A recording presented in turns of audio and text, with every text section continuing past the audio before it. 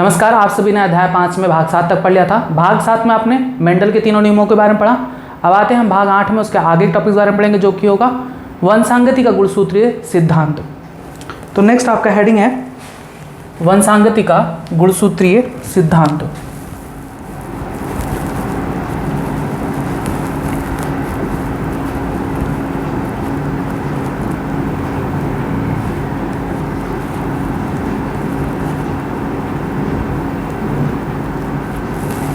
यानी क्रोमोसोमल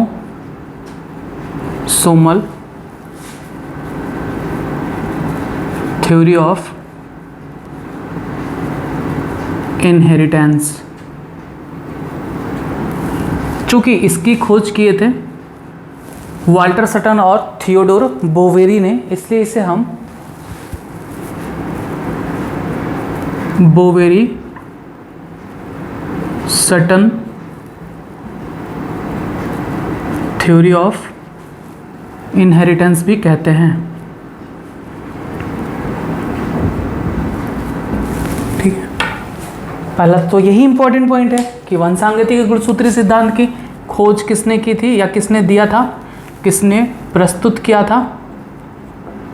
तो वो थे वाल्टर सटन एवं थियोडोर बोवेरी ने। याद करिए कब दिया था, 1902 में। इसको समझने के लिए आपको दो चीज़ें आवश्यक है पढ़ना। है तो बहुत आसान टॉपिक, लेकिन दो चीज़ों पर आपकी कमांड अच्छी होनी चाहिए। एक तो अर्धसूत्री विभाजन यानी meiosis division, meiosis cell division की पूरी तरीके से जानकारी आपके पास होनी चाहिए। अगर आप अर्धसूत्री विभाजन के बारे में नहीं जानते हैं तो आप पहले उसे पढ़ लें, तभी इस टॉपिक को समझें, अन्यथा ये टॉपिक समझ में नहीं आएगा। अर्धसूत्री विभाजन के बारे में आपको अध्याय 10 में बताया गया है। आप कक्षा 11 के प्लेलिस्ट में जाएं और अध्याय 10 में अर्धसूत्री विभाजन के बारे में संपूर्ण जानकारी लें। जब आप उसे पढ़ लेंगे तो आपको ये टॉपिक ईजी हो जाएगा। अगर आपको आता है अर्धसूत्री विभाजन के बारे में तो आप इसे समझ सकते हैं। दूसरा, आपको मेंडल के द्विसंकर संकरण प्रयोग के बारे में आना चाहिए।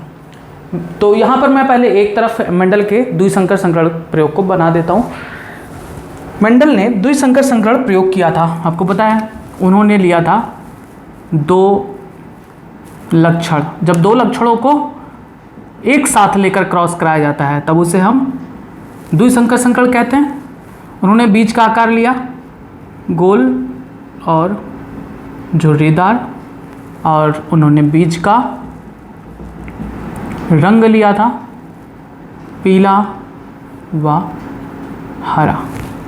तो यहाँ पर उन्होंने क्रॉस कराया एक गोल और पीला बीज उत्पन्न करने वाले पौधे का क्रॉस कराया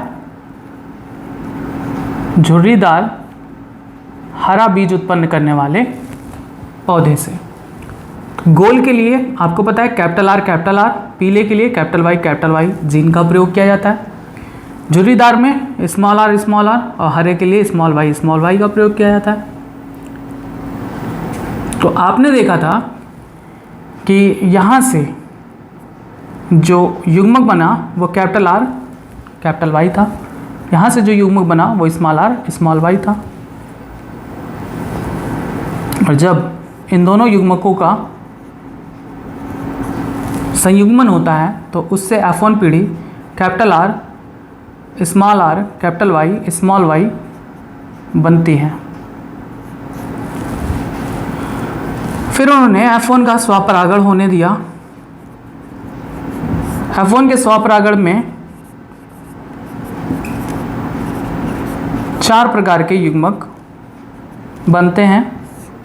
इसके बारे में आपको पता है क्योंकि मैंने बताया था कि हेटेरोजाइगोसिटी के नंबर पर ही डिपेंड होता है युग्मकों का प्रकार।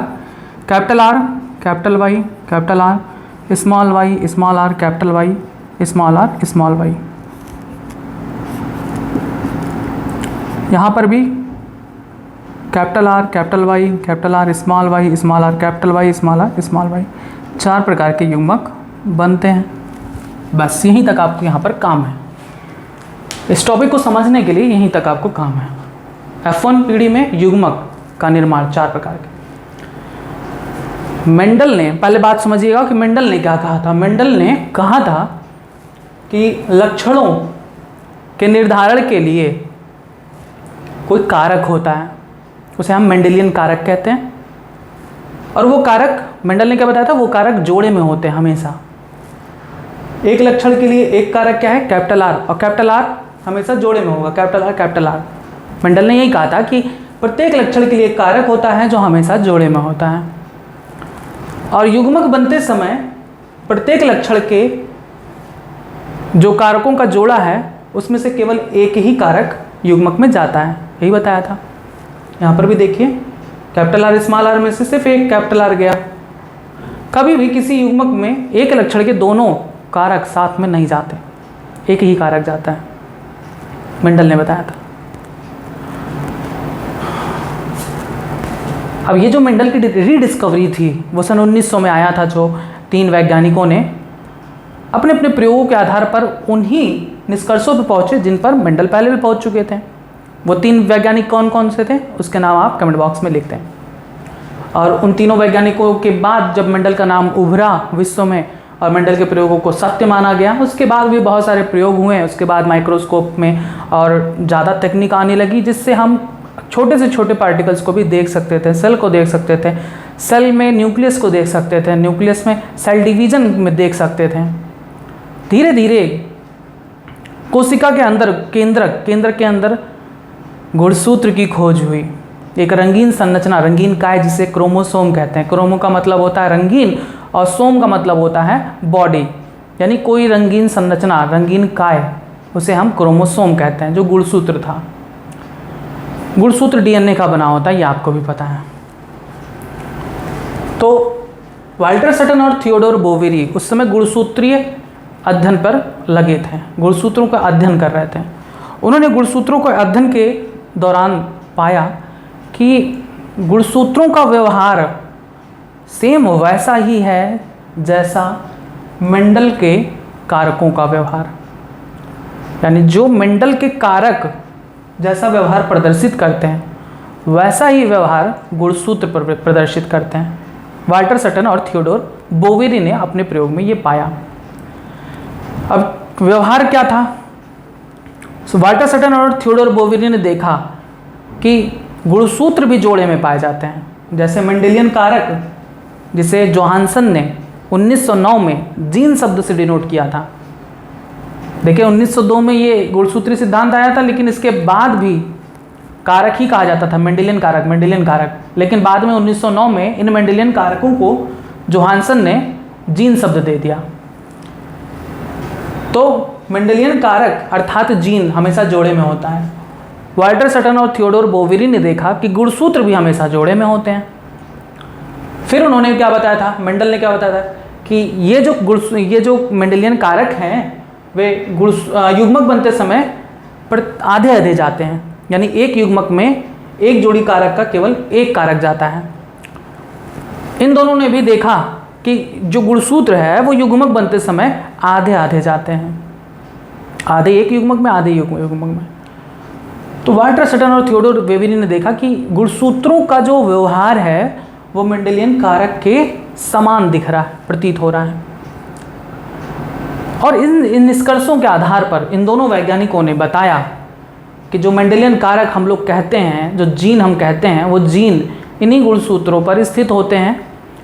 तो गुणसूत्र भी जब जोड़े में होते हैं तो जीन भी जोड़े में होते हैं, और ये गुणसूत्र जब युग्मक जनन के दौरान आधे आधे पृथक होते हैं तो इसी प्रकार उन पर उपस्थित जीन भी आधे आधे पृथक हो जाते हैं। यानी वाल्टर और सटन ने क्या बताया? उन्होंने बताया कि जो मेंडेलियन कारक हम लोग बोलते हैं जीन, वे जीन असल में गुणसूत्र पर ही उपस्थित होते हैं, क्योंकि गुणसूत्र और जीन का व्यवहार उन्होंने देखा सेम है। उन्होंने ये भी बताया कि एक गुणसूत्र पर एक से अधिक जीन उपस्थित हो सकते हैं, ठीक।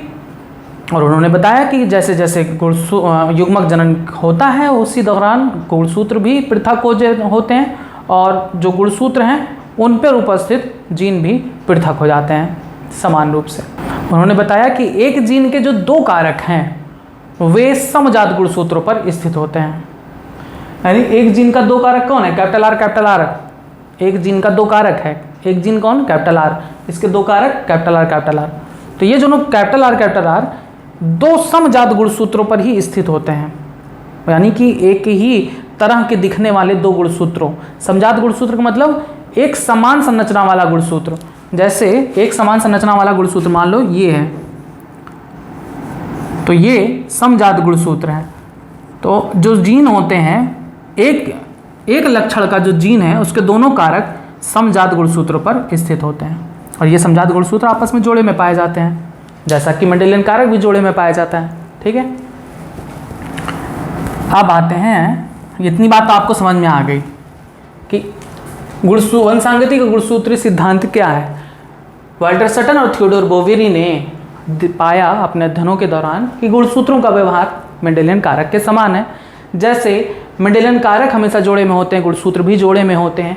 जैसे मेंडेलियन कारक युग्मक बनते समय आधे आधे पृथक होते हैं, वैसे ही गुणसूत्र भी युग्मक जनन के दौरान आधे आधे पृथक होते हैं।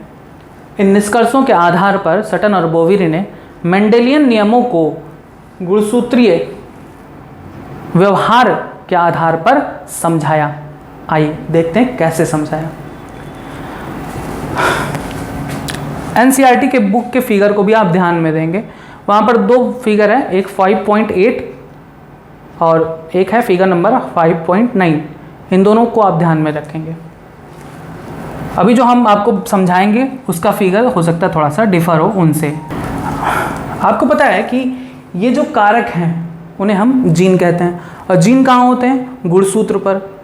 और गुणसूत्र किसके बने होते हैं, डीएनए के। एक हम सेल को देखते हैं सबसे पहले। एक कौन सा सेल है, यही गोल पीला बीज उत्पन्न करने वाले पौधे की एक कोशिका है। गोल पीला बीज उत्पन्न करने वाले पौधे की एक कोशिका है, उसका ये केंद्रक है।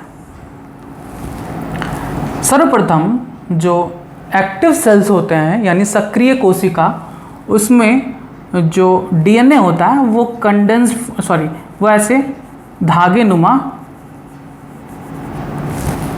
पाया जाता है। डीएनए धागे नुमा पाया जाता है, इस तरह से बिखरा हुआ धागा। At the time of cell division, जब कोशिका विभाजन शुरू होती है, तो यही जो डीएनए है वे कंडेंस होकर एक गुणसूत्र जैसी संरचना बना लेते हैं। ठीक है, गुणसूत्र जैसी संरचना बना लेते हैं।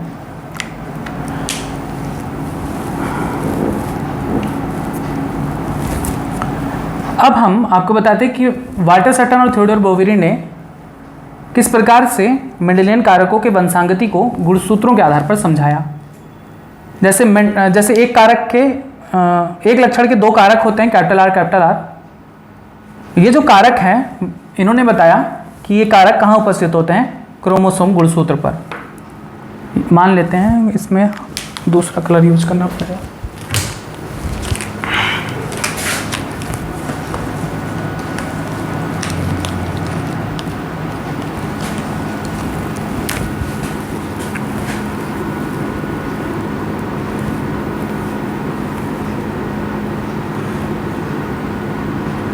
एक ये गुणसूत्र है और एक ये गुणसूत्र है। मान लेते हैं ये है कैपिटल आर।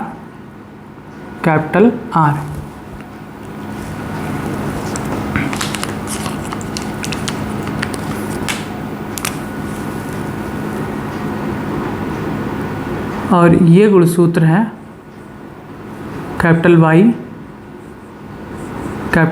वाई। ठीक है,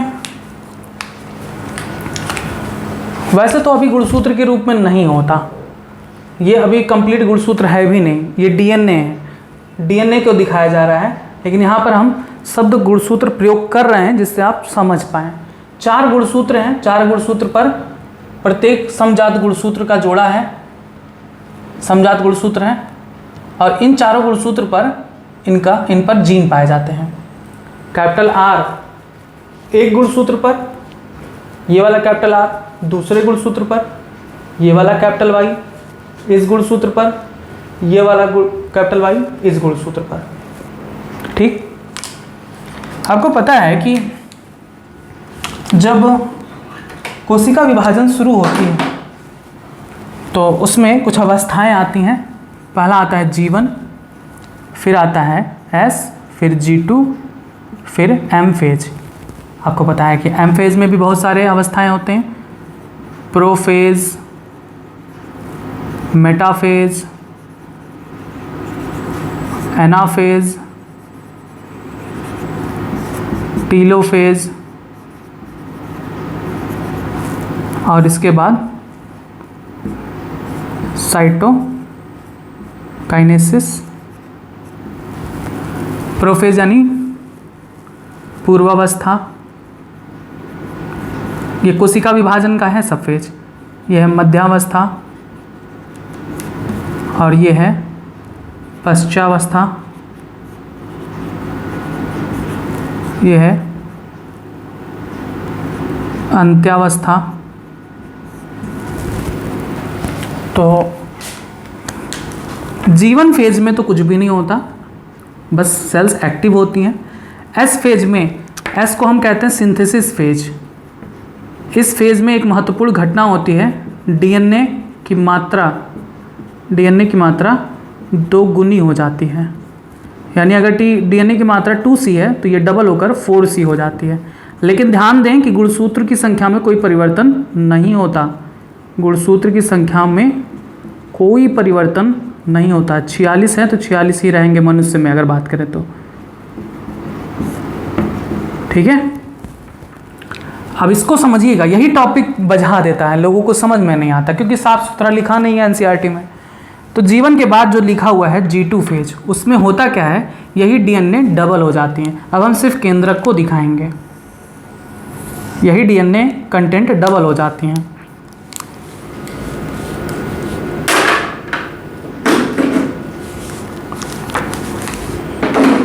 यानी ये जो कैपिटल R है डबल हो जाता है। डीएनए डबल होता है, गुणसूत्र नहीं। यानी ये डबल हो गया, कैपिटल R कैपिटल R। अब ये भी डबल हो जाएगा, कैपिटल R कैपिटल R। जीवन S में डीएनए डबल हो गया। अब यहाँ पर देखिए ये भी डबल होगा, कैपिटल Y कैपिटल Y। अब ये कंप्लीट क्रोमोसोम है, गुणसूत्र। अब जीवन के S बाद G2 आया। G2 में दिखाया जा रहा है स्पष्ट रूप से कि गुणसूत्र डीएनए डबल हो गया। अब उसके बाद आता है M फेज। तो चूंकि M फेज में अर्धसूत्री विभाजन में 2 बार होता है, अर्धसूत्री विभाजन में 2 बार, meiosis first and meiosis second. और आपको पता है कि इन दोनों के दौरान गुणसूत्रों की मात्रा आधी होती है सिर्फ अर्धसूत्री विभाजन प्रथम में। यानी इसके बाद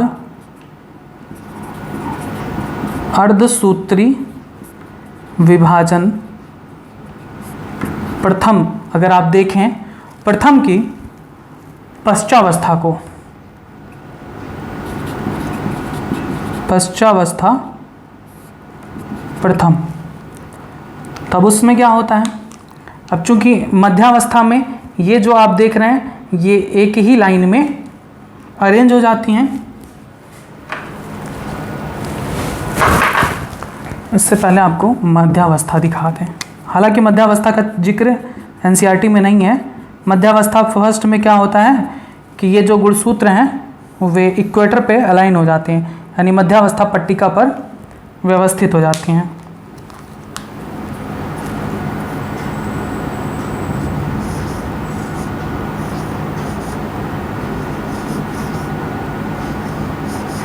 यानी ये capital R capital R capital R capital R।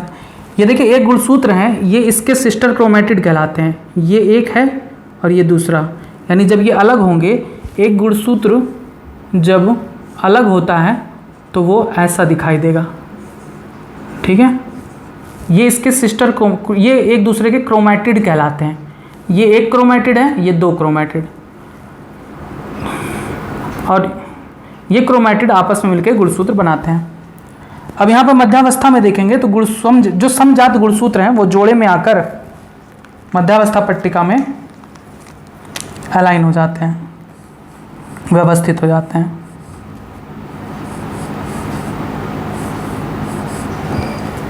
Capital Y, capital Y, capital Y, capital Y. अब इसके बाद आता है अर्धसूत्री प्रथम का पश्चावस्था प्रथम। और पश्चावस्था प्रथम में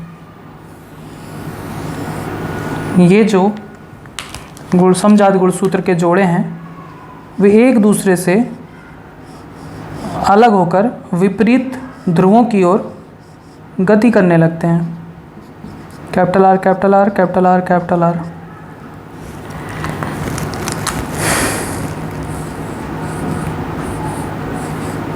capital Y, capital Y,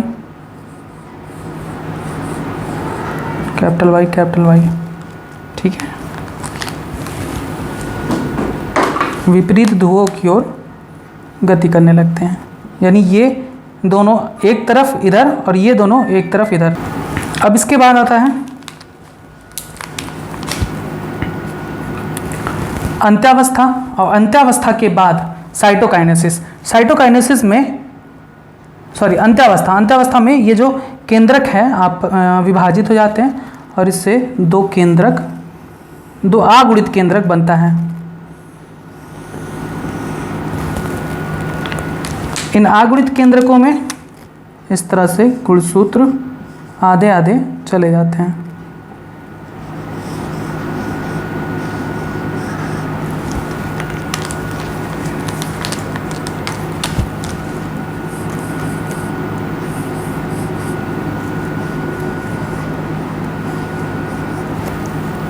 capital Y, capital Y, small Y,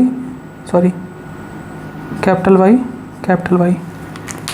यहाँ पर capital R, capital R, capital R, capital are.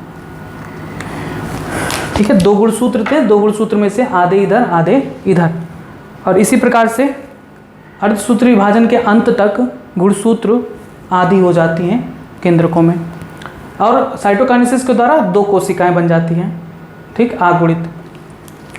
अब इनमें शुरू होता है अर्धसूत्री विभाजन सेकंड।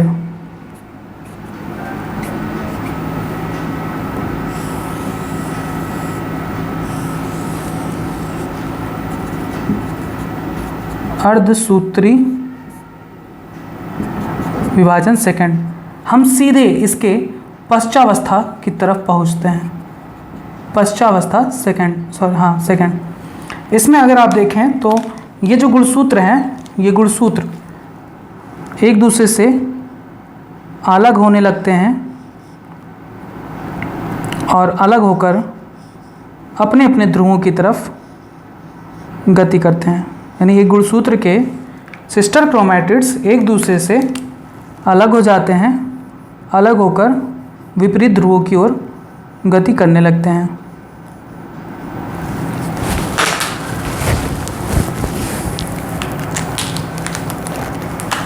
यानी ये इधर, ये इधर, इधर, ये इधर, और इससे कुल 4 अगुणित युग्मकों का निर्माण होता है।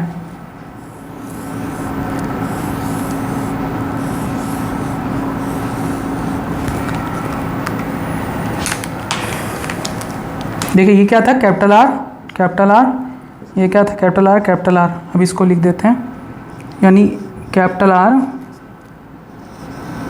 Capital R, capital R, capital are.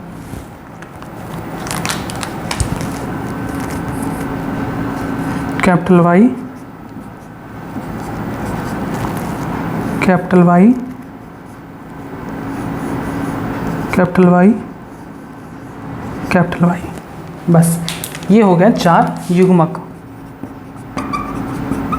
को पता नहीं युग्मक बनते समय अर्धसूत्री विभाजन ही होता है ना, बस इन्होंने यही बताया।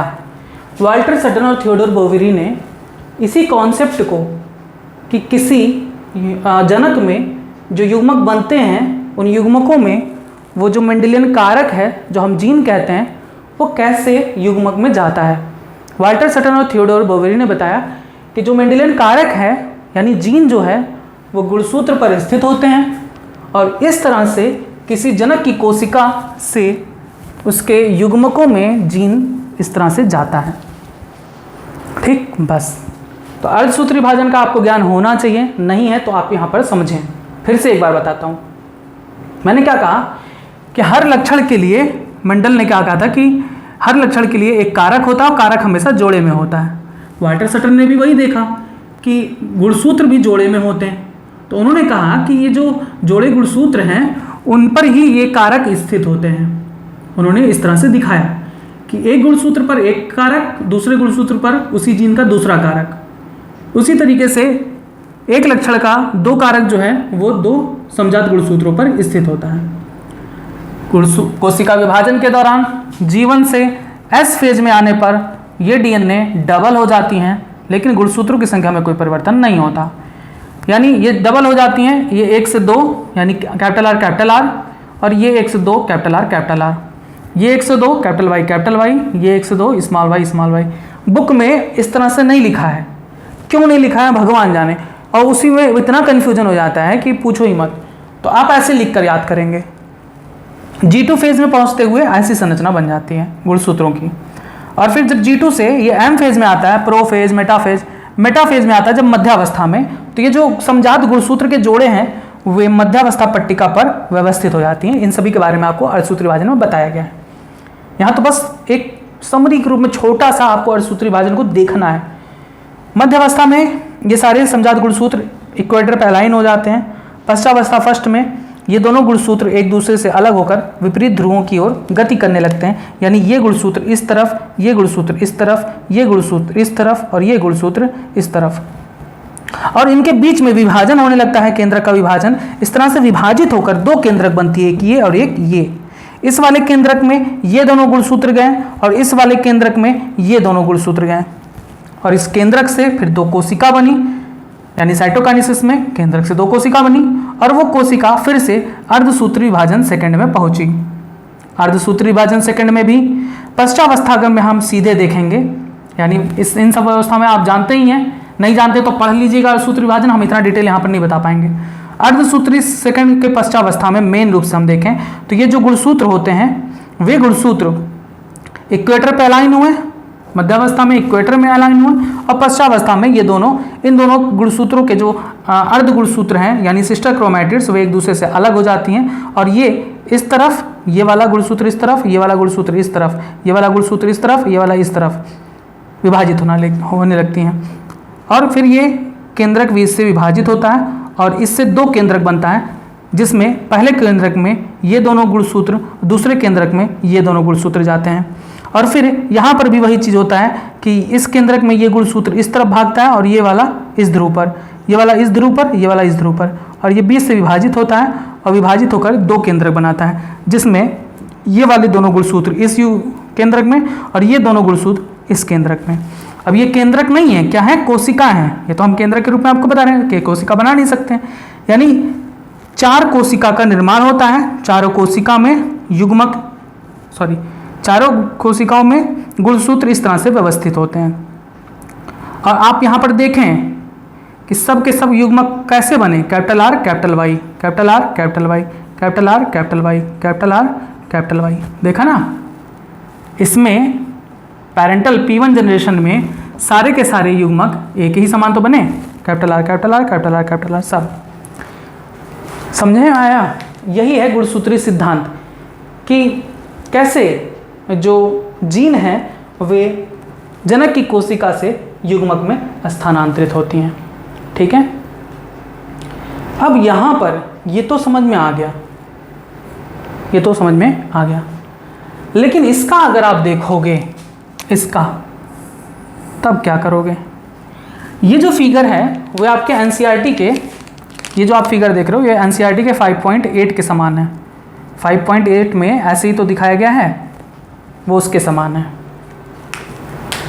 लेकिन जो 5.9 है वो इसके लिए है। कि अगर ये एक जनक की कोशिका है और इससे 4 इन प्रकार के युग्मक बनते हैं, तब हम कैसे प्रदर्शित करेंगे कि कारक या जीन गुणसूत्र पर ही स्थित होते हैं। आइए देखें। अगर हम इसी फिगर को, आप कहीं पर नोट कर लीजिए पहले ये फिगर, और उसके बाद इस पर इन गुणसूत्रों को लेकर हम देखें कि क्या ये 4 प्रकार के युग्मक बनेंगे। आइए देखते हैं। अब हम इसे मान लेते हैं कैपिटल आर, पूरा अंदर का मिटाना पड़ेगा।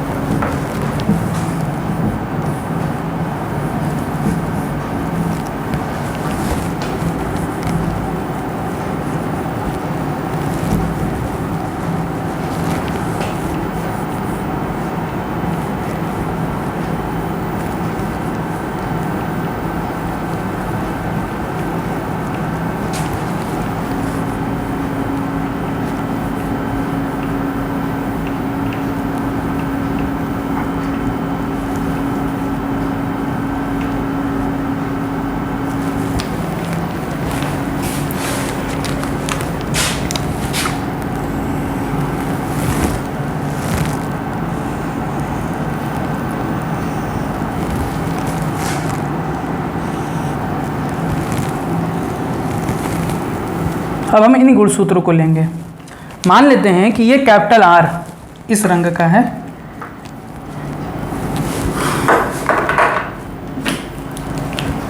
ये कैपिटल आर इस रंग का है, गुणसूत्र कैपिटल आर,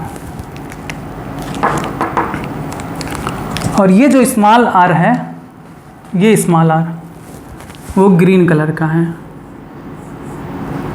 क्योंकि जीन अलग हो गया ना, तो इसलिए अलग कलर से दिखाएंगे। और ये जो कैपिटल वाई है, उसका जो गुणसूत्र है वो पिंक कलर का है, कैपिटल वाई। और ये जो स्मॉल वाई है, उसका जो गुणसूत्र है और रेड कलर का है, स्मॉल वाई। ठीक है, मैंने क्या बताया कि कारक, एक जीन के जो 2 कारक हैं अलग अलग गुणसूत्रों पर स्थित होते हैं। कैपिटल आर एक गुणसूत्र पर, स्मॉल आर एक गुणसूत्र पर, कैपिटल वाई एक गुणसूत्र पर, स्मॉल वाई एक गुणसूत्र पर। अब यहाँ पर भी वही चीज़ होगा, G1 से जब G2 फेज में आएंगे तब तक इनकी जो DNA की मात्रा है डबल हो जाएगी।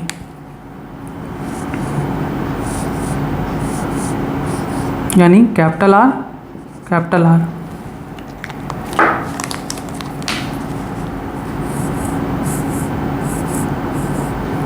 Small R,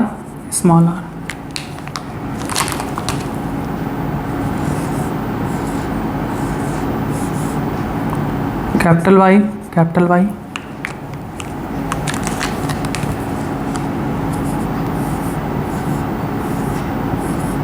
small Y. अब मध्यावस्था में ये जो समजात गुणसूत्र हैं वो एक दूसरे के साथ जोड़ी बनाएंगे और मध्यावस्था पट्टिका में अलाइन हो जाएंगे, व्यवस्थित हो जाएंगे। कैपिटल आर,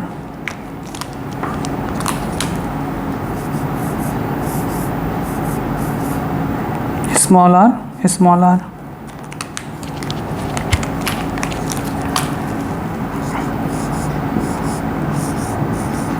कैपिटल वाई,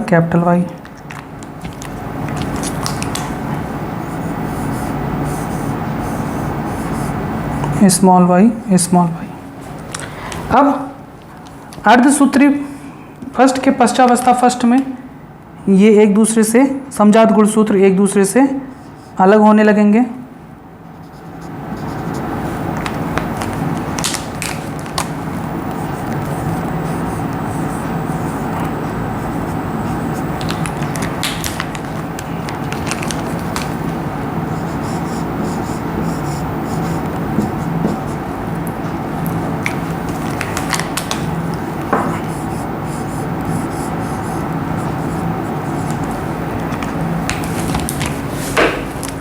यानी ये गुणसूत्र इस तरफ, ये गुणसूत्र इस तरफ, ये गुणसूत्र इस तरफ, ये गुणसूत्र इस तरफ जाने लगेगा। यानी जो कोशिका बनेगी यहाँ पर, उसमें ये होगा। सॉरी, इसको इस कलर से क्यों बना दिया।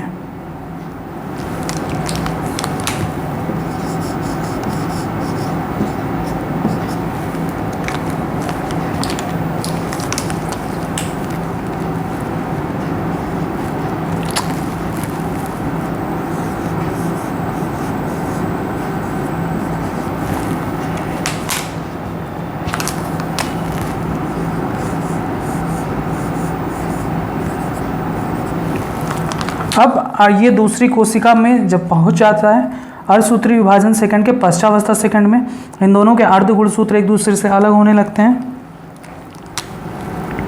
यानी ये गुणसूत्र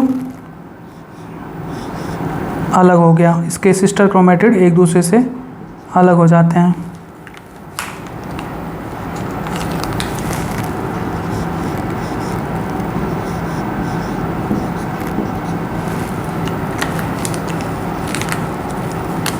ये है स्मॉल आर एक दूसरे से अलग।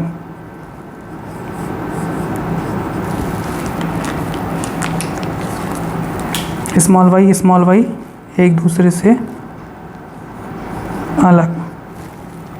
और जब 4 युग्मक बनते हैं तो इन युग्मकों में भी,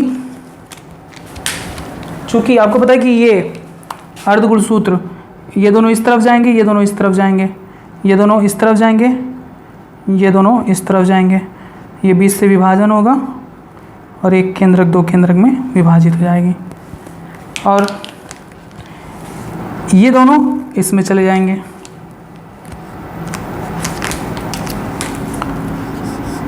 कैपिटल आर, और ये वाला कैपिटल आर इस वाले कोशिका में चला जाएगा।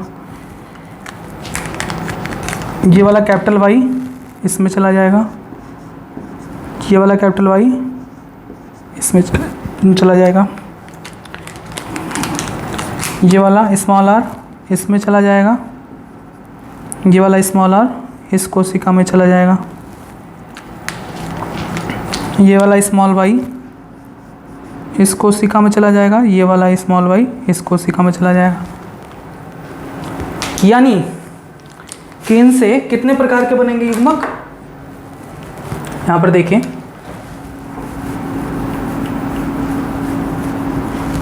Capital R capital Y, capital R capital Y, small R small Y, small R small Y. यानी कि अगर कोई जनक है जिसके पास capital R capital Y small Y वाला जीन है, तो उससे 4 प्रकार के युग्मक बनते हैं ना। लेकिन यहाँ पर कितने प्रकार का बना, सिर्फ 2, एक कैपिटल आर कैपिटल वाई और दूसरा स्मॉल आर स्मॉल वाई। यानी ये बना और ये बना, ये दोनों तो गुणसूत्र के अकॉर्डिंग नहीं बने, है ना, गुणसूत्र के अकॉर्डिंग तो नहीं बने। 4 युग्मक बने, लेकिन उनमें सिर्फ 2 ही प्रकार बना, 2 प्रकार तो नहीं बना। तब वाल्टर और सटन ने कहा कि यहाँ पर 2 संभावनाएं हो सकती हैं, जो आपके एनसीईआरटी के फिगर नंबर 5.9 पे प्रदर्शित होता है। यहाँ पर 2 संभावनाएं हो सकती हैं। यहाँ पर हम थोड़ा सा इरेज करेंगे और अब आपको समझाते हैं कि 2 संभावनाएं कौन कौन सी हो सकती हैं। यहाँ पर स्वतंत्र अपव्यूहन का नियम लगेगा, यानी जो किसी भी लक्षण के जो कारक होते हैं ना, वे स्वतंत्र होते हैं किसी भी दूसरे लक्षण के कारक के साथ जाने के लिए। यही कहता है स्वतंत्र अपव्यूहन का नियम, कि हम स्वतंत्र हैं कि हम किसी के साथ जा सकते हैं। यानी एक लक्षण के 2 कारक दूसरे लक्षण के दोनों कारक के किसी भी कारक के साथ जाने के लिए स्वतंत्र होते हैं। यहाँ पर आपने देखा कि ये वाला जो गुणसूत्र है कैपिटल आर कैपिटल वाई के साथ चला गया। अब यहाँ पर स्वतंत्र अपव्यूहन का नियम क्या कहता है कि ये जो कैपिटल आर है, हो सकता है कैपिटल वाई के साथ जाए, या हो सकता है कैपिटल आर स्मॉल वाई के साथ भी जा सकता है। समझ आया? हो सकता है यहाँ पर देखिए कि capital small R small Y के साथ गया है, लेकिन हो सकता है कि स्मॉल आर कैपिटल वाई के साथ भी जा सकता है। यहाँ पर हम उसे रोक नहीं सकते, ये स्वतंत्र परिवहन का नियम कहता है और सत्य भी है। ऐसा होता भी है कि अर्धसूत्री विभाजन प्रथम में हो सकता है कि ये कैपिटल आर स्मॉल वाई के साथ चला जाए, हम रोक नहीं सकते, क्योंकि दोनों ये हर एक लक्षण के जो कारक हैं एक दूसरे से स्वतंत्र होते हैं। कोई जरूरी नहीं कि कैपिटल वाला कैपिटल के साथ ही जाएगा, नहीं, कैपिटल वाला स्मॉल के साथ भी जा सकता है। तो यहाँ पर ये हो गया संभावना प्रथम, जिसके बारे में आपको बता दिए। अब आता है संभावना द्वितीय। हो सकता है कि यहाँ पर जो विभाजन हो वो इस तरह से हो, ये कैपिटल आर स्मॉल वाई के साथ चला जाए एक कोशिका में, यानी यही जो बना है वो यहाँ पर हम दर्शा रहे हैं। हो सकता है ये जो दो कोशिकाएं बनी हैं, एक कोशिका ये, कोशिका ये, हो सकता है कि यहाँ पर दिखाया ना कैपिटल आर कैपिटल वाई के साथ गया है, लेकिन हम कह रहे हैं कि इस बार दूसरी संभावना में ये जो कैपिटल आर है वो स्मॉल वाई के साथ चला जाए, कैपिटल वाई के साथ नहीं। अब देखिए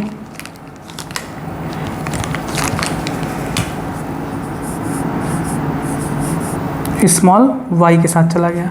हो सकता है ना, क्योंकि एक ही लक्षण के दो जीन नहीं ना है, एक ही लक्षण के दो जीन तो ये हो गए कैपिटल आर और स्मॉल आर, लेकिन ये दो भिन्न लक्षण के जीन हैं। तो दो भिन्न लक्षण के जीन एक दूसरे को प्रभावित नहीं करते हैं, स्वतंत्र होते हैं, किसी के साथ भी आ जा सकते हैं। तो हो सकता है कैपिटल आर स्मॉल वाई के साथ आ जाए। अब यहाँ पर हो सकता है जो स्मॉल आर है वो कैपिटल वाई के साथ चला जाए।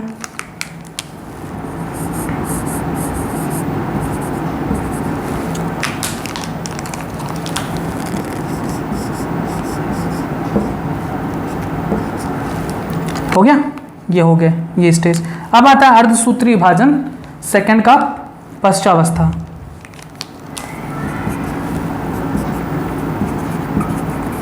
अर्धसूत्री विभाजन सेकंड का पश्चावस्था।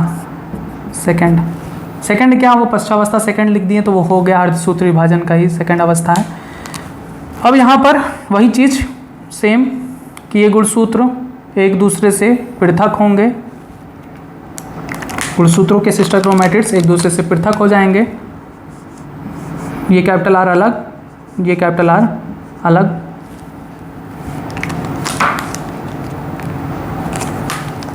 ये स्मॉल वाई अलग, ये स्मॉल वाई अलग,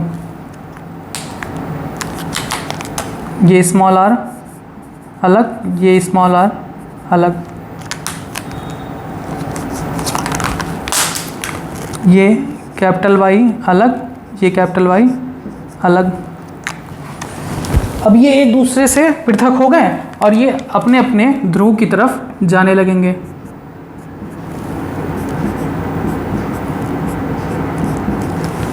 और फिर इनका केंद्रक विभाजित हो जाएगा, विभाजित होकर इनसे दो प्रकार के और इनसे भी दो प्रकार के युग्मक बनेंगे। कौन कौन से देखते हैं?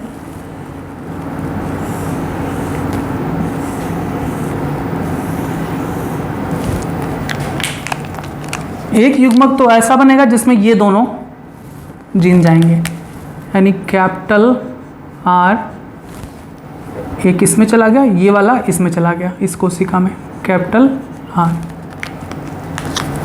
ये वाला जीन इसमें चला गया, स्मॉल वाई, स्मॉल वाई, ये वाला इसमें। अब ये जो है स्मॉल आर, ये वाला स्मॉल आर इसमें चला गया और ये वाला स्मॉल आर इसमें चला गया। ये वाला small Y, sorry capital Y है, कैपिटल वाई इसमें चला गया, ये वाला कैपिटल वाई इसमें चला गया। देखिए कितने प्रकार के युग्मक बने, दो प्रकार के इधर भी बने, capital R small Y, capital R small Y और small R capital Y, small R capital Y. समझ में आए? अब आप देखिए कैपिटल आर स्मॉल वाई भी बन गया, स्मॉल आर कैपिटल वाई भी बन गया। ठीक है, समझ में आया? एक जीव में एक ही कोशिका तो होती नहीं है, एक से अधिक कोशिका होती है। तो किसी कोशिका में हो सकता है ये संभावना एक हो जाए, तो दूसरी कोशिका में संभावना दूसरी हो जाए। तो एक जीव में कुल कितने प्रकार के युग्मक बन सकते हैं? 4 प्रकार के युग्मक बन सकते हैं। ठीक है, यहाँ पर देखा ना, 2 ये संभावना फर्स्ट में हो सकता है 2 बन जाए, और 2 हो सकता है संभावना सेकंड में बन जाए। यानी एक कोशिका से हो सकता है ये 2 प्रकार के बने, एक कोशिका में हो सकता है ये 2 प्रकार के बने। तो एक जीव में कुल 4 प्रकार के युग्मक बनेंगे, यही बताया था सटन और बोवेरी ने। समझ में आया? इसी को कहते हैं वंशांगति का गुणसूत्रीय सिद्धांत। बहुत ईजी है, कुछ भी नहीं है, आपको अर्धसूत्री विभाजन का ज्ञान होना चाहिए। अर्धसूत्री विभाजन के ज्ञान के आधार पर आप इसको समझ सकते हैं, क्योंकि गुणसूत्र है, और गुणसूत्र किस तरह से विभाजित होता है ये अर्धसूत्री विभाजन में बताया गया है, सूत्री विभाजन में भी बताया गया है। लेकिन चूंकि युग्मक बनते समय ही इनका विभाजन ज़्यादा महत्वपूर्ण है, इसलिए हम अर्धसूत्री विभाजन को ही फॉलो करेंगे। कोई दिक्कत यहाँ पर? वाल्टर सटन और थियोडोर बोवेरी ने किस प्रकार बताया कि जो मेंडलियन कारक हैं युग्मक बनते समय किस तरह से पृथक होते हैं। अब जैसे जैसे मेंडल ने बताया था वैसे वैसे गुणसूत्र भी पृथक होते हैं, और गुणसूत्र भी वैसे वैसे पृथक होते हैं। इसीलिए सटन और बोवेरी ने ये बताया कि ये जो गुणसूत्र हैं वे मेंडलियन कारक के व्यवहार के समान हैं। जैसे जैसे मेंडलियन कारक एक अपना व्यवहार प्रदर्शित करता है, वैसे ही गुणसूत्र भी प्रदर्शित करता है। अर्थात सटन और बोवेरी ने बहुत सारे निष्कर्षों के आधार पर ये कहा कि ये जो जीन होते हैं वो गुणसूत्र पर ही स्थित होते हैं, और एक जीन के 2 कारक समजात गुणसूत्रों पर स्थित होते हैं। ठीक, बस इसको लिख डालिए। हेडिंग डालेंगे वंशांगति का गुणसूत्रीय सिद्धांत, यानी क्रोमोसोमल थ्योरी ऑफ इनहेरिटेंस, या इसे हम Boveri Sutton theory of inheritance भी कहते हैं। इसमें लिखेंगे वाल्टर सटन एवं थियोडोर बोवेरी ने सन 1902 में गुणसूत्रों के अध्ययन के दौरान उनके व्यवहार एवं मेंडेलियन कारकों के मध्य समानता का अनुभव किया। यानी उन्हें लगा कि मेंडेलियन कारक और गुणसूत्र एक दूसरे के समान हैं। तो आपने क्या लिखा कि वाल्टर सटन एवं थियोडोर बोवेरी ने 1902 में गुणसूत्रीय अध्ययन के दौरान उनके व्यवहार यानी गुणसूत्र के व्यवहार एवं मेंडेलियन कारक के मध्य समानता का अनुभव किया। उन्होंने देखा कि गुणसूत्र का व्यवहार मेंडेलियन कारक जैसा ही है, मेंडेलियन कारक ब्रैकेट में जीन्स लिख लीजिएगा, जैसा ही है, और मेंडल के नियमों को गुणसूत्र के गतिविधि द्वारा समझाया। उन्होंने देखा कि समजात गुणसूत्र यानी होमोलोगस क्रोमोसोम ठीक उसी प्रकार से एक दूसरे से पृथक होते हैं जिस प्रकार एक संकर पीढ़ी में युग्मक निर्माण के दौरान एक लक्षण के 2 भिन्न कारक एक दूसरे से पृथक होते हैं। यानी कैपिटल टी वाले में आप समझेंगे, कैपिटल टी में एक लक्षण का 2 कारक है, ये जिस तरह से पृथक होकर एक युग्मक में कैपिटल टी जाता है, उसी तरीके से गुणसूत्र भी युग्मक निर्माण के दौरान आधे आधे पृथक होते हैं। आगे लिखेंगे अगुणित नर तथा मादा युग्मकों के संयुग्मन से युग्मनज में गुणसूत्र पुनः जोड़ियों में आ जाते हैं। अगले लाइन से लिखेंगे कि अपने निष्कर्षों के आधार पर उन्होंने बताया कि जीन अर्थात मेंडेलियन कारक गुणसूत्र पर उपस्थित होते हैं। जीन के समान ही गुणसूत्र भी जोड़े यानी युग्म में पाए जाते हैं, पेयर में पाए जाते हैं, तथा एक एलील के 2 जीन समजात गुणसूत्र के समजात स्थान यानी सेम लोकाई पर उपस्थित होते हैं। इसको इस तरह से समझेंगे। मेंडल ने क्या कहा कि जब एक लक्षण के जो 2 कारक हैं, यानी लक्षण क्या है लंबा कैपिटल टी, एक लक्षण के जो 2 कारक हैं युग्मक निर्माण के समय पृथक हो जाते हैं, है ना, कैपिटल टी अलग युग्मक में, कैपिटल टी अलग युग्मक में, और फिर मान लेते हैं कोई और किसी के साथ जब नर युग्मक और मादा युग्मक मिलता है तो फिर से वो जोड़ी में हो जाते हैं। और उन्होंने ये बताया कि एक लक्षण के जो 2 कारक हैं वे समजात गुणसूत्र पर स्थित होते हैं, यानी एक इस पर और एक इस गुणसूत्र पर, यानी 2 एक जैसे दिखने वाले गुणसूत्रों पर 2 एक जैसे गुणसूत्र को 2 एक जैसे दिखने वाले गुणसूत्रों को समजात गुणसूत्र कहते हैं। और एक जैसे दिखने वाले गुणसूत्रों पर एक जैसे जीन के 2 एलील के 2 जीन उपस्थित होते हैं। समझ में? एक जीन है कैपिटल टी, एक एलील है कैपिटल टी, उसके 2 जीन है कैपिटल टी, ठीक। एक जीन है कैपिटल टी, उसके 2 एलील है कैपिटल टी।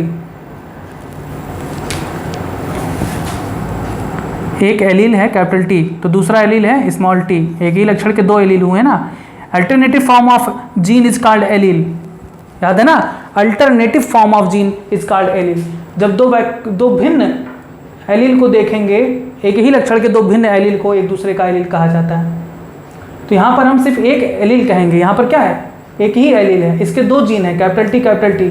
एक एलील के 2 जीन समजात गुणसूत्रों पर समजात स्थानों पर पाया जाता है, यानी ये जीन इस गुणसूत्र के इस स्थान पर पाया जाएगा तो यही जो जीन है वो भी इसी समजात गुणसूत्र के इसी स्थान पर ही पाया जाएगा। ऐसा नहीं है कि ये नीचे यहाँ पाया जाए, नहीं, इसी ऊपर वाले स्थान पर पाया जाएगा। समझ में आया इसका मतलब? आगे लिखेंगे अगली लाइन से कि सटन के अनुसार एक गुणसूत्र पर एक से अधिक जीन या मेंडेलियन कारक उपस्थित हो सकते हैं। जोहानसन ने 1909 में इन मेंडेलियन कारकों को जीन कहा था। आगे आप लिखेंगे सटन तथा बोवेरी ने निम्नलिखित तथ्यों के आधार पर युग्मक जनन व निषेचन के दौरान मेंडेलियन कारक और गुणसूत्र के मध्य समानता स्थापित की। अब वे कौन कौन से तथ्य थे? एनसीईआरटी में दिया गया है 3 लाइन 2 कॉलमों में, आप इसको बना सकते हैं, बैक कर लीजिएगा, वीडियो पॉज करके बना लीजिएगा। ये सिर्फ समझने के लिए, फिगर आप एनसीईआरटी का ही बनाएंगे।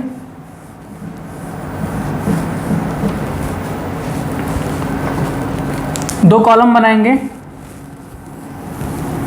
एक तरफ जैसे आपके एनसीईआरटी में लिखा है ए और एक तरफ बी, तो यहाँ पर ए की जगह पर क्या लिख दीजिए, गुणसूत्र का लक्षण, और यहाँ बी की जगह पर जीन का लक्षण। ये दोनों का जीन और गुणसूत्र का लक्षण व्यवहार समान है। गुणसूत्र में यहाँ पर लिखेंगे कि जोड़े में पाए जाते हैं, यहाँ ये भी लिखेंगे जोड़े में पाए जाते हैं।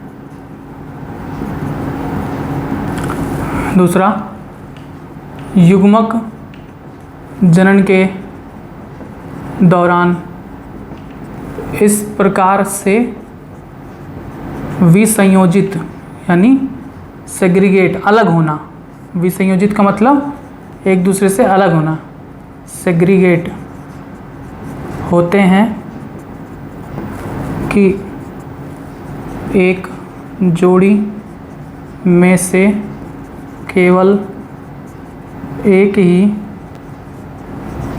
युग्मक में जाता है।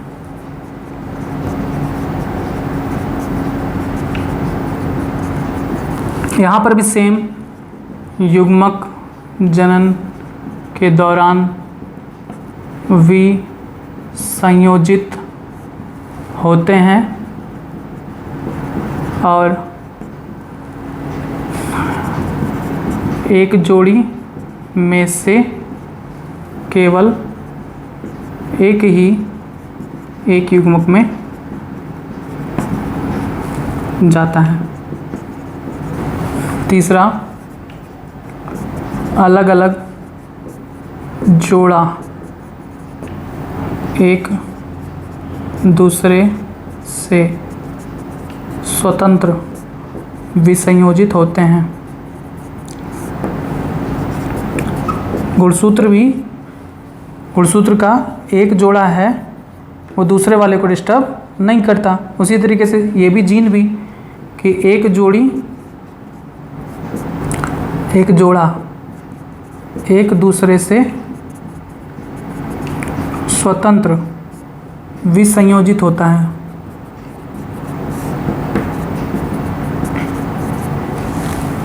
ठीक, इन तथ्यों के आधार पर ही सटन और बोवेरी ने यह निष्कर्ष निकाला कि जीन गुणसूत्र पर ही स्थित होते हैं, क्योंकि दोनों का व्यवहार एक ही तरीके दिख रहा था। अब इतना लिखने के बाद आप अपनी कॉपी में बनाएंगे फिगर नंबर 5.8 एनसीईआरटी का चित्र संख्या 5.8, जो कि इससे पहले आपको एक फिगर बनाए थे सिंगल, वो बनाएंगे। और फिर अगली लाइन से आप लिखेंगे अर्धसूत्री विभाजन प्रथम के पश्चावस्था प्रथम यानी एनाफेज फर्स्ट में गुणसूत्रों के जोड़े मध्यावस्था पट्टिका पर व्यवस्थित मध्यावस्था पट्टिका पर स्वतंत्र रूप से पंक्तिबद्ध विन्यसित और स्वतंत्र रूप से संतति कोशिकाओं में विसंयोजित यानी सेग्रीगेट हो सकते हैं। अभी जो फिगर बनाए थे एक बार फिर से उसको बना देते हैं, अगर लिखते वक्त आपको चीज़ें समझ में आए, क्योंकि इसमें हमने मेहनत किया है कि आपको जो आपको लिखवाया जाए वो आपको समझ में आए। एनसीईआरटी में ये थोड़ा अजीब सा लिख दिया है उन्होंने कि वो समझ में नहीं आता।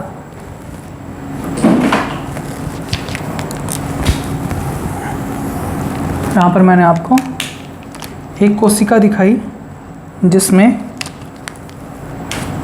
इसको ध्यान में देंगे, कैपिटल आर है,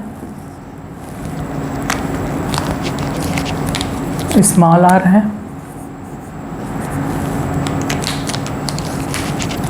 कैपिटल वाई है, स्मॉल वाई है। G1 से ये आता है S से होते हुए G2 में, इसमें इनकी संख्या डबल हो जाती है।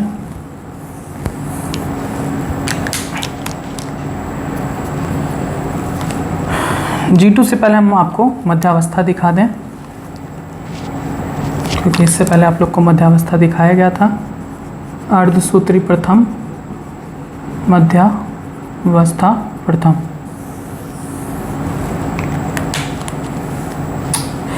क्या कर रहे हैं,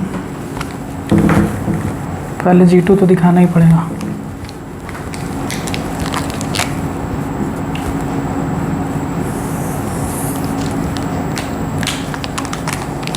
G2 में ये डबल हो जाते हैं DNA content from 2C to 4C।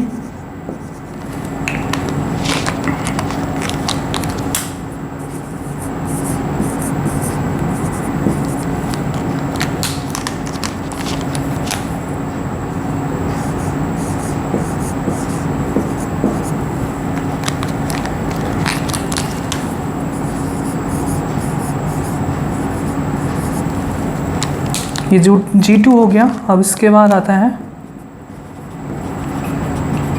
अर्धसूत्री प्रथम, मध्यावस्था प्रथम। मध्यावस्था में ये जो गुणसूत्र हैं, समजात गुणसूत्र यानी कैपिटल आर और स्मॉल आर का जो गुणसूत्र है वे एक साथ विन्यसित होंगे, पंक्तिबद्ध हो जाते हैं इस तरह से। कैपिटल आर सॉरी, यहाँ पर अलग अलग कलर से यूज़ करना है। स्मॉल आर एक सिधाई में पंक्तिबद्ध हो जाते हैं। और कैपिटल वाई और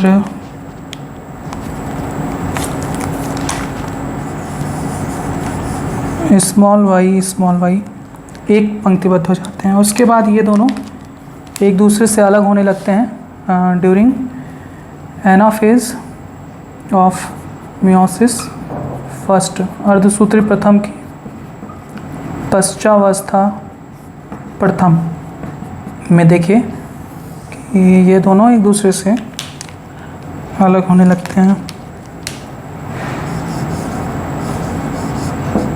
capital R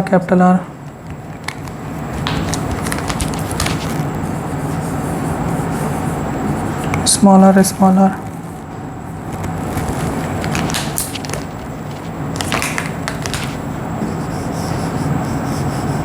capital Y capital Y.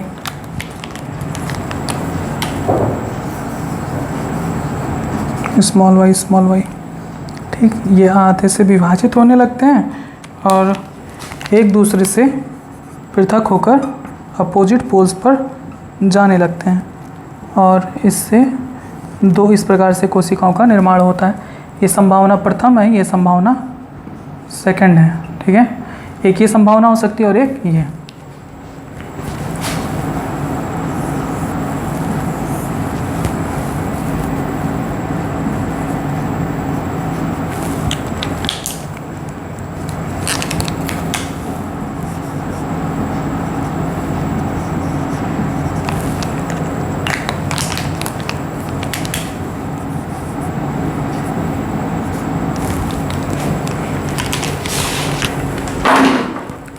ठीक, तो आपने लिखा अर्धसूत्री विभाजन के पश्चावस्था प्रथम में गुणसूत्रों के जोड़े मध्यावस्था पट्टिका में स्वतंत्र रूप से पंक्तिबद्ध विन्यसित यानी व्यवस्थित हो जाती हैं।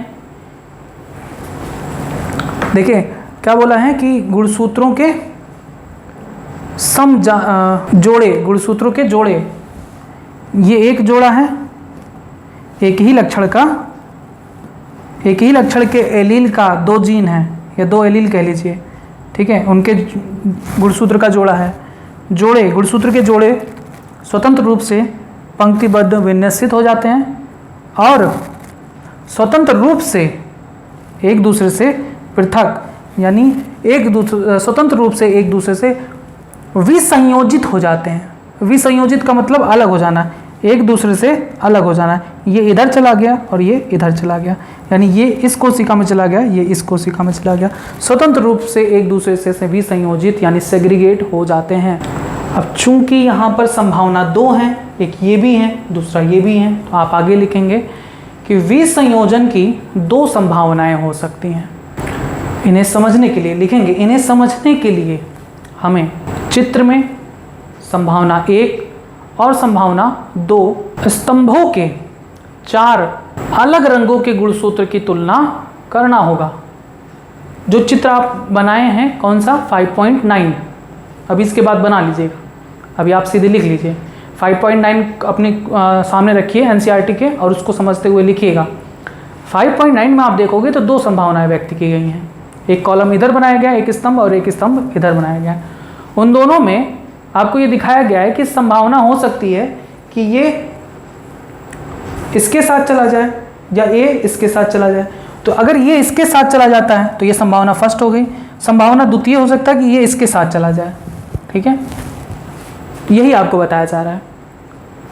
तो आपने लिखा कि इन्हें समझने के लिए चित्र में संभावना एक और संभावना दो में चार अलग रंगों के गुणसूत्रों की तुलना करना होगा। फिर आगे लिखेंगे, या उस चित्र को मत बनाइएगा, एनसीईआरटी के 5.9 को मत बनाकर यही बना लीजिएगा। एक कॉलम ऐसे इधर बना लीजिएगा, ये हो जाएगी संभावना एक, और एक कॉलम यहाँ से स्टार्ट करके इतना तक बनाकर और फिर ये बना देंगे, तो ये हो जाएगी संभावना द्वितीय। ठीक, इसी चित्र को बनाइएगा, बना लेंगे ना संभावना एक यहाँ से यहाँ तक बनाइएगा, फिर एक को यहाँ से यहाँ तक बनाइएगा, जैसे एनसीईआरटी में दिया गया 5.9 उसी तरीके से आपको ये बनाना है। और इसके बारे में आप लिखेंगे कि संभावना एक में नारंगी और गुलाबी एक साथ तथा हरे और लाल एक साथ विसंयोजित हो सकते हैं। ठीक है, नारंगी और गुलाबी एक साथ और हरे और लाल एक साथ विसंयोजित हो सकते हैं। संभावना दो में नारंगी और लाल एक साथ तथा हरे और गुलाबी एक साथ विसंयोजित हो सकते हैं। किस नियम के अनुसार? तो ब्रैकेट में लिख लेंगे स्वतंत्र अपव्यूहन नियम के अनुसार, क्योंकि एक लक्षण के दो जीन दूसरे लक्षण के किसी भी जीन के साथ विसंयोजित हो सकते हैं, स्वतंत्र होते हैं। अब ये आप फिगर बना लीजिए दो कॉलम में। अब उसके बाद अगली लाइन से लिखेंगे, सटन और बोवेरी ने तर्क प्रस्तुत किया कि गुणसूत्र जोड़े का युग्म बन जाना या अलग होना अपने में ले जाए जा रहे कारकों के विसंयोजन का कारण बनेगा। सटन ने गुणसूत्र के विसंयोजन के ज्ञान को मेंडल के सिद्धांतों के साथ जोड़कर वंशागति का गुणसूत्रीय सिद्धांत प्रस्तुत किया। बस ये इतना था आपका, ठीक है, वंशागति का गुणसूत्रीय सिद्धांत। अब यहाँ पर आपको हो सकता है कि इसको कॉलम में बना नहीं पा रहे होंगे, तो आइए हम बना देते हैं।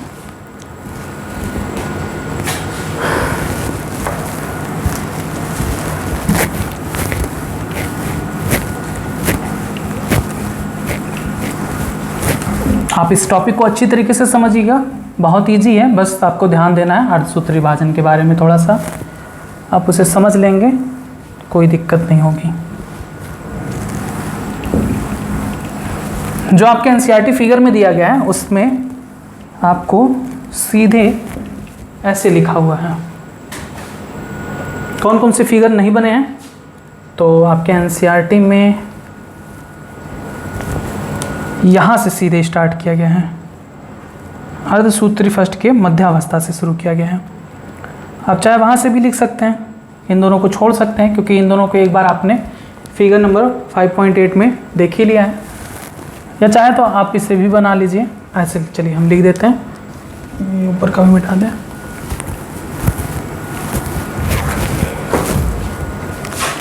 संभावना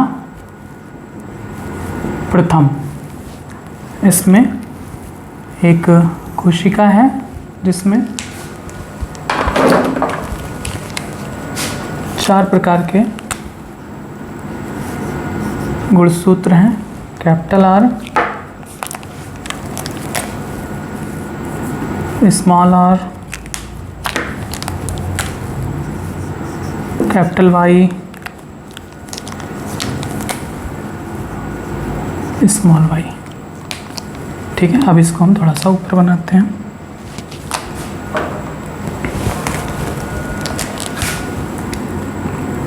ये है G1, फिर S और फिर G2 फेज में आता है।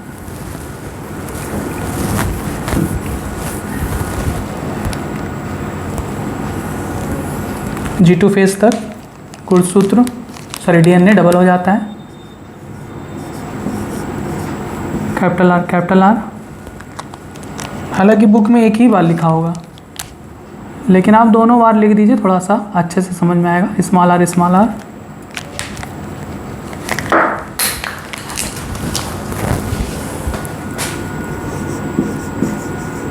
कैपिटल वाई,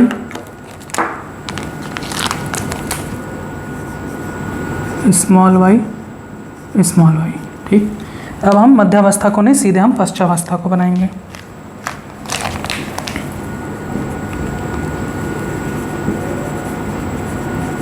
क्योंकि हमको दोनों कॉलम एक दूसरे के बगल बनाना है।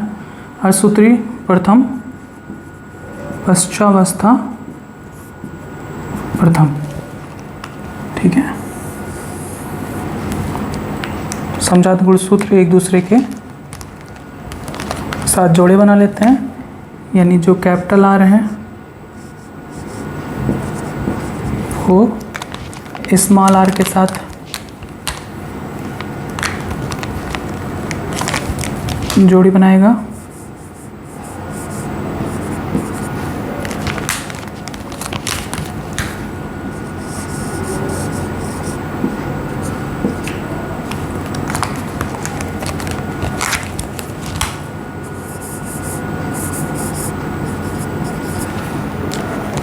ठीक है, एक दूसरे से ये दोनों अलग होने लगेंगे।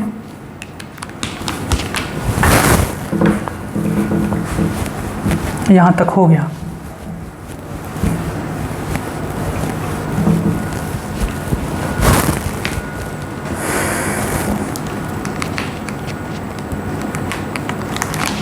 इनसे दो प्रकार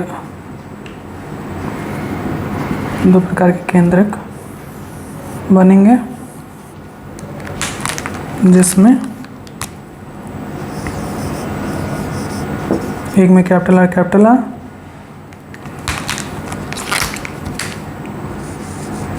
एक में capital Y, capital Y,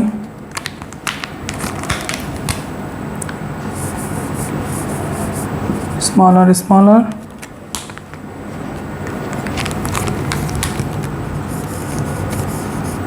small Y, small Y. अब इसमें शुरू होगा अर्धसूत्री सेकंड का पश्चावस्था सेकंड। सीधे हम पश्चावस्था पर आते हैं और इनसे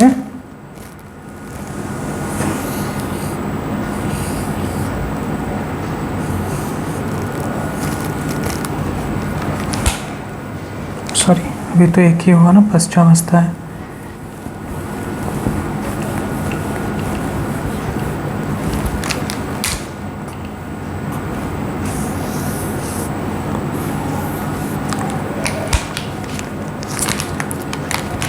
कैपिटल आर अलग, कैपिटल आर अलग,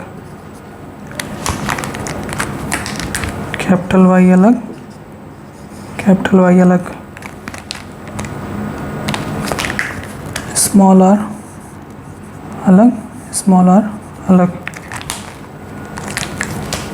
स्मॉल वाई अलग, स्मॉल वाई अलग। ये एक पोल पर, ये दूसरे पोल पर चले जाएंगे, ये एक पोल पर, ये एक पोल पर, यानी ये 20 से विभाजित हो जाएगा।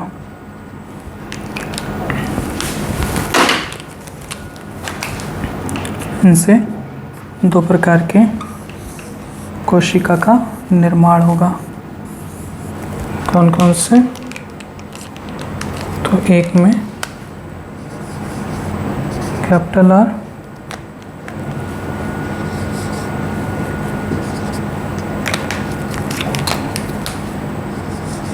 Capital Y, capital Y,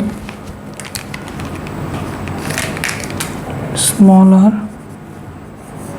small R, small Y, small Y. ठीक है, ये 4 प्रकार के युग्मक बनेंगे। युग्मक कौन कौन से? Capital R, capital R, sorry capital I, capital Y, small R, small Y. ये हो गया संभावना 1। ठीक, उसके बगल में बनाएंगे संभावना 2।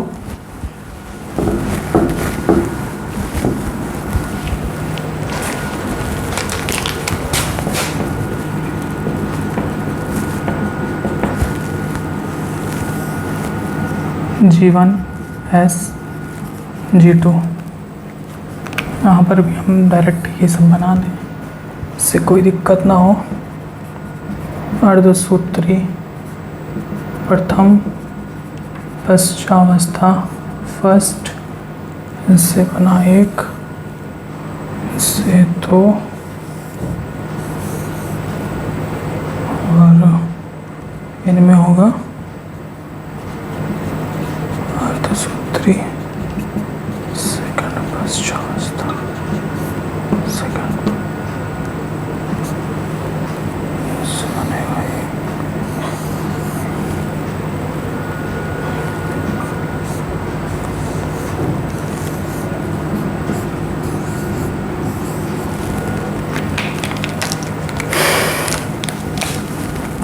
कैपिटल आर, यहाँ पर डबल हो जाएगा capital R,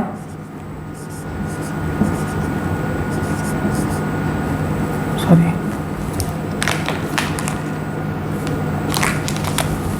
small R, G2 तक आते आते double, small R, small R,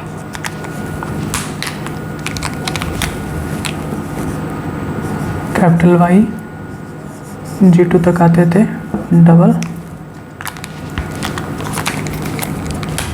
small Y, G2 तक आते आते ये भी डबल। अब इसमें एक दूसरे के साथ जोड़ा बनाएंगे, कैपिटल आर, कैपिटल आर,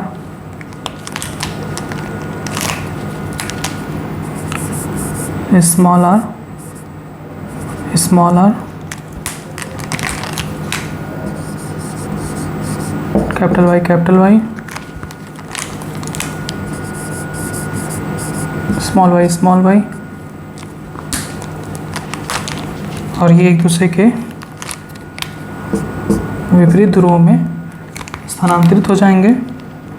यानी यहाँ पर संभावना 2 में क्या होगा, देखिए संभावना 1 में आपने देखा कि ये वाला हो सकता है इसके साथ जाए, अब हम ये देखेंगे हो सकता है ये वाला इसके साथ जाए, यही संभावना दूसरी होगी। कैपिटल आर और स्मॉल वाई जाएगा, कि स्वतंत्र अपव्यवन का नियम यही तो कहता है कि 2 अलग अलग लक्षणों के कारक एक दूसरे को डिस्टर्ब नहीं करते हैं, मिश्र नहीं होते हैं और स्वतंत्र होते हैं, किसी के साथ भी जा सकते हैं युग्मक बनने के दौरान।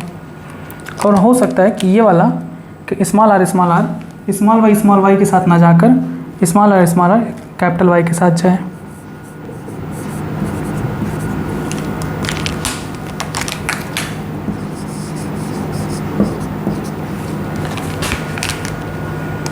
अब ये दोनों इक्वेटर पे अलाइन हो जाएंगे, एक दूसरे से अलग हो जाएंगे।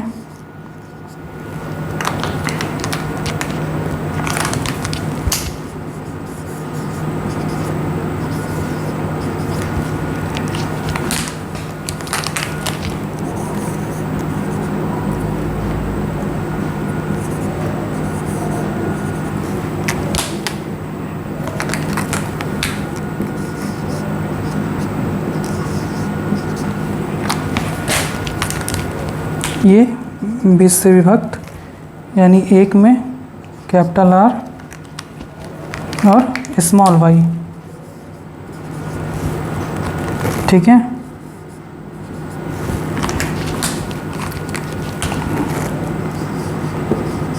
ठीक इस तरह से यहाँ पर हो सकता है ये 20 से विभाजित हो जाए, ये x के साथ आ जाए, स्मॉल आर एक इधर चला जाए दूसरे कोशिका में, ये स्मॉल वाई कैपिटल वाई इधर और इस प्रकार से संभावना दूसरी है कि हो सकता है 4 जो युग्मक बने वो इस प्रकार के हों, ठीक है। तो ये है 2 संभावनाएं।